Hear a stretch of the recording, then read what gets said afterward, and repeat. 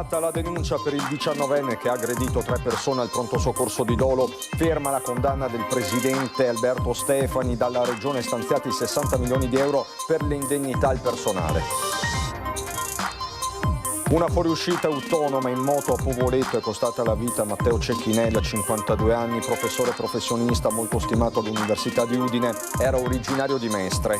Graffiti su muri pubblici a San Dona di Piave, individuati i responsabili. Grazie alle telecamere il comune non arretra, parte la richiesta danni alle famiglie. La storia di coraggio di Federica e Virginia, 2 studenti diciottenni che hanno salvato una ragazza di 15 anni durante un attacco epilettico a bordo di una nave da crociera. 25 aprile a Mestre, dal piazzale della stazione a Piazza Ferretto, la manifestazione per la liberazione contro le guerre di oltre 90 associazioni del territorio. Grande successo per la 3ª edizione di Forte in Fiera, la mostra mercato dedicata al florovivaismo ospitata al Forte Marghera di Mestre, più di 100 espositori, musica, laboratori e spettacoli.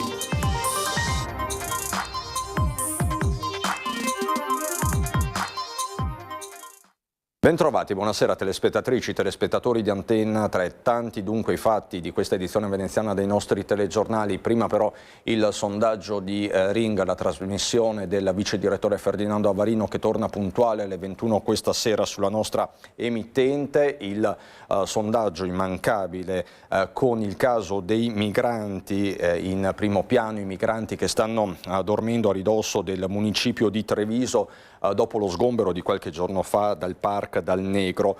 Con loro, con i migranti, ci sono dei volontari e dei parroci e il sindaco Mario Conte nelle scorse ore è andato all'attacco soprattutto dei parroci, chiedendo alla curia di intervenire. Si prospetta tra l'altro una nuova notte all'addiaccio, il clima è quindi incandescente in città, non solo in città. A Treviso per questo vi chiediamo, migranti dormono fuori dal municipio, vanno aiutati se sì, il numero in verde, se no ovviamente quello in rosso, la chiamata come sempre gratuita, l'esito questa sera a Ring con Ferdinando Avarino. Dicevamo i fatti dalla provincia di Venezia, è scattata la denuncia nei confronti del 19enne che ha aggredito 3 persone al pronto soccorso di Dolo, mentre resta ricoverata la guardia giurata che ha riportato diversi traumi. È partita una denuncia rispetto al gesto di questo ragazzo insomma, che è andato in escandescenza. È avvilente che siamo qui oggi a parlarne. Ovviamente l'anno scorso abbiamo avuto un'aggressione più o meno al giorno alla nostra azienda tra verbali e fisiche, quindi è un gesto purtroppo non raro. Resta ricoverata la guardia giurata che ha riportato un trauma cranico e un trauma al ginocchio dopo l'aggressione subita al pronto soccorso di Dolo da un 19enne di Fiesso d'Artico noto alle forze dell'ordine, che si trovava lì per un trauma cranico con frattura nasale dopo una rissa in un locale. La prima a essere colpita a sputi in faccia quella notte è stata però l'infermiera del triage che lo stava medicando.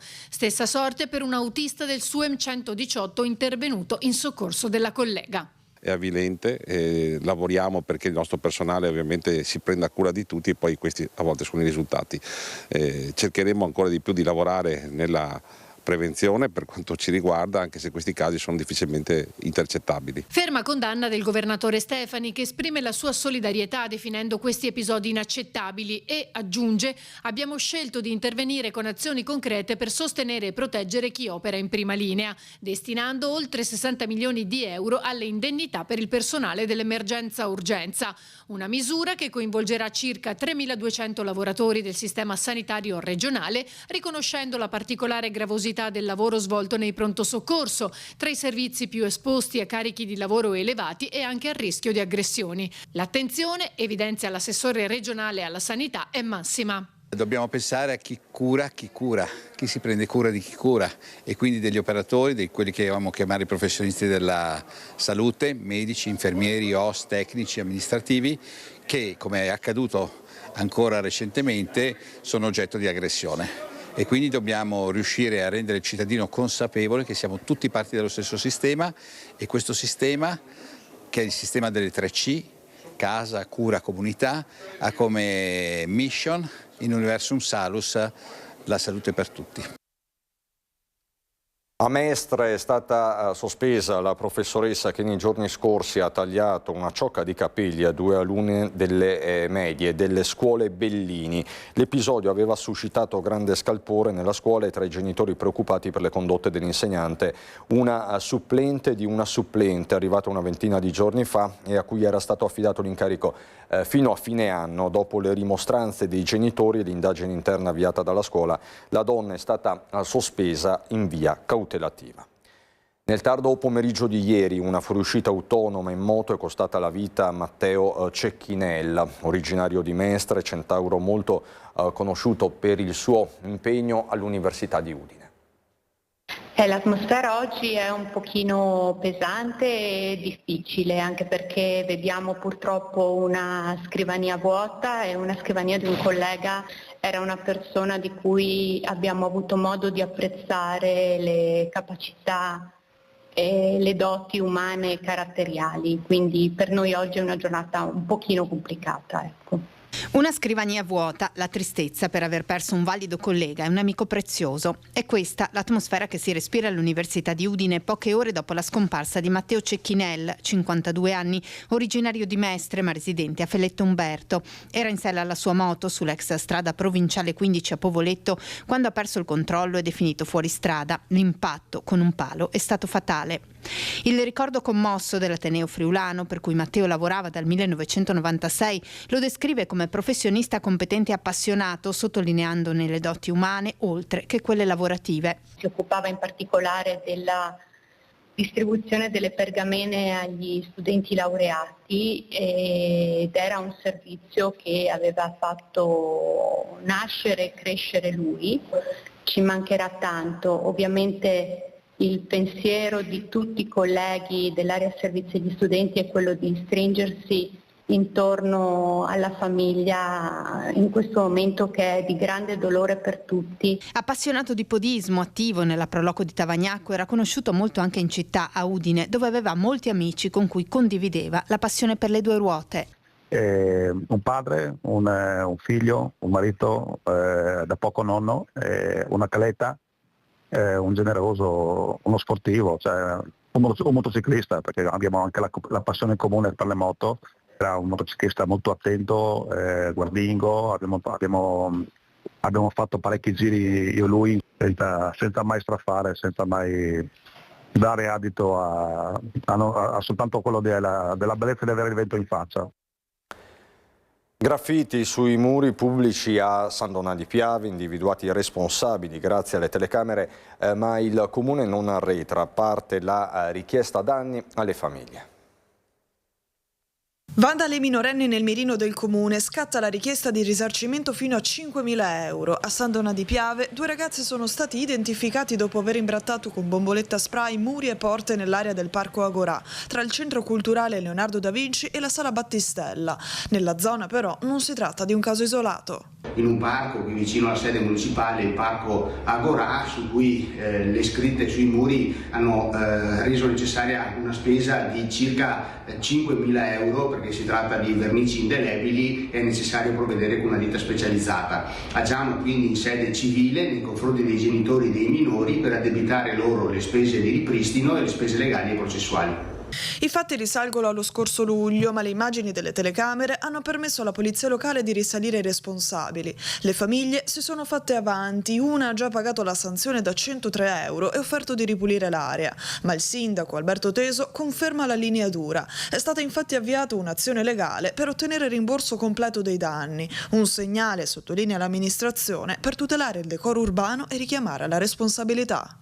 Siamo riusciti a identificare alcuni degli autori e, trattandosi spesso di minorenni, abbiamo sanzionato i genitori. Questo però non basta, siamo riusciti anche a parlare con i genitori stessi, alcuni più disponibili, qualcun altro invece non ha neppure risposto all'invito a presentarsi, per cui ho dato il mandato agli avvocati del Comune di agire in sede civile nei confronti dei genitori per ottenere il risarcimento del danno, cioè rimborsare al Comune i costi di ripristino a fronte degli imbrattamenti e dei graffiti scritti sulle pareti.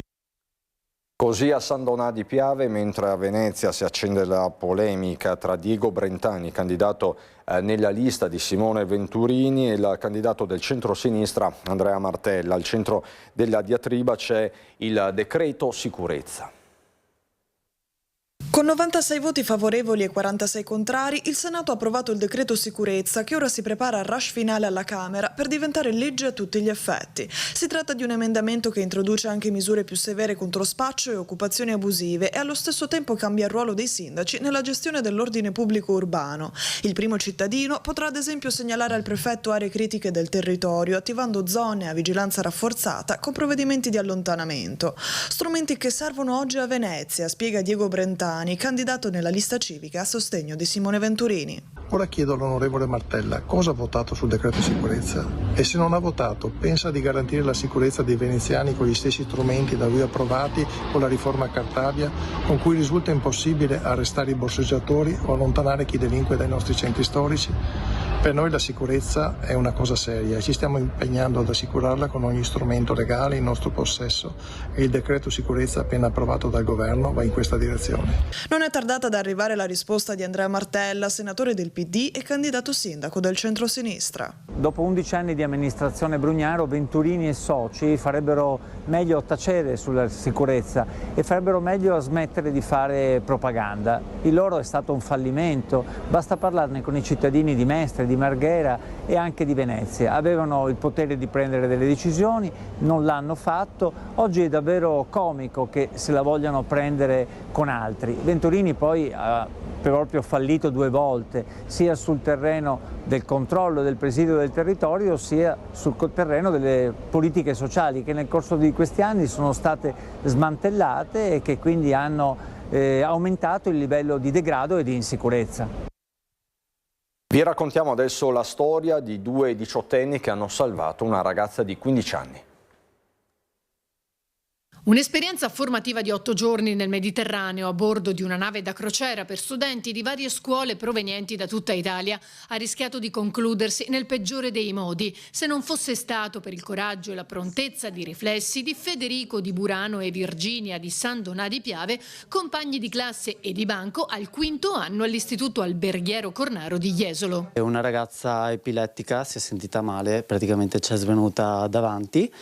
E noi siamo subito andati in soccorso della ragazza, essendo che i compagni e le persone accanto a lei non sapevano come gestire la situazione, e allora noi, sapendo anche come gestirla, siamo intervenuti, l'abbiamo messa in posizione di sicurezza e praticamente le abbiamo salvato la vita. Nessun dubbio, nessun tentennamento, ma un grande coraggio e soprattutto la volontà di salvare la vita di quella ragazza di 15 anni. Penso che sia stata una cosa normale, assolutamente, perché è una situazione molto pesante anche da viverla, però si è riusciti a gestirla al meglio. D'istinto sono subito andata ad aiutare la ragazza, perché quando vedo la gente stare male sono sempre pronta ad aiutare. Per fortuna sapevo anche gestire la cosa grazie ai miei genitori che appunto lavorano in un ospedale. Ero sicura di quello che stavo facendo, ok? Perché appunto la posizione era quella, stavo attenta appunto alla lingua, perché gli epilettici appunto il rischio è che si soffocano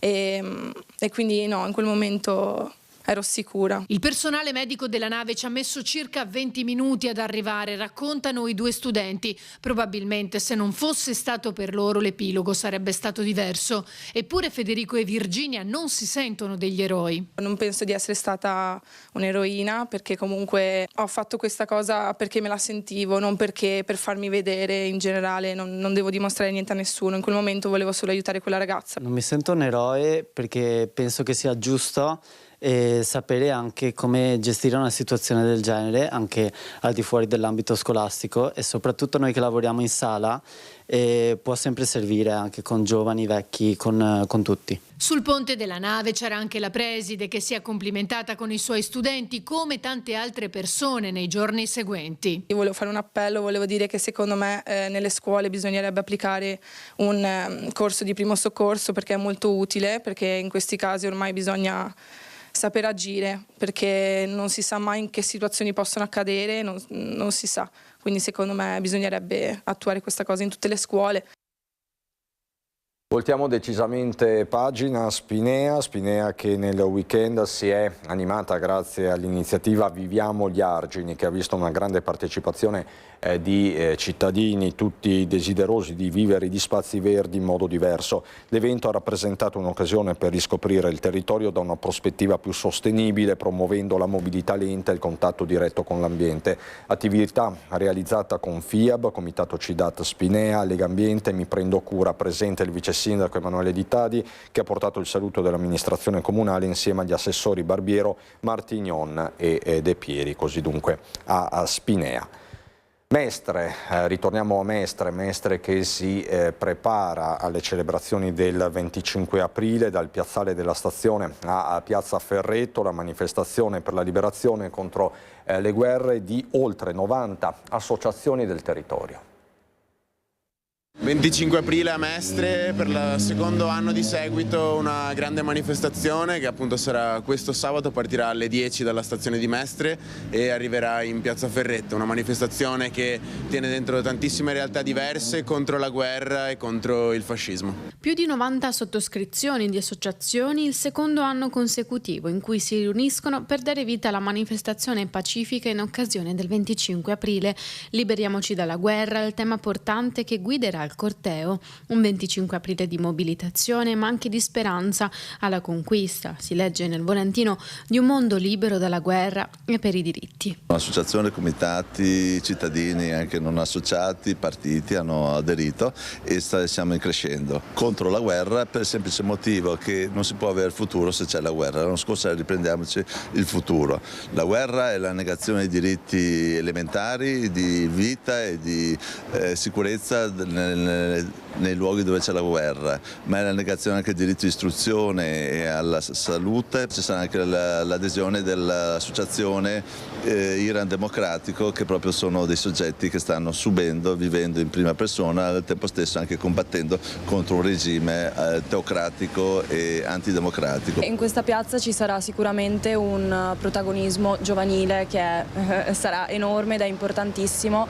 e all'interno di questa città come giovani stiamo portando avanti questo percorso antifascista non solo verso il 25 aprile ma in generale è un percorso fatto di 1000 pratiche quotidiane. Siamo un'associazione antifascista per definizione, il 25 aprile è la data di compleanno dell'Italia libera e democratica. La mattina del 25 aprile saremo impegnati ovviamente in tutta una serie di attività di celebrazione anche istituzionale a Mestre, in Piazza Ferretto, nel centro di Mestre, nelle varie municipalità della terraferma, ma saremo anche in prima fila nel corteo che si svilupperà.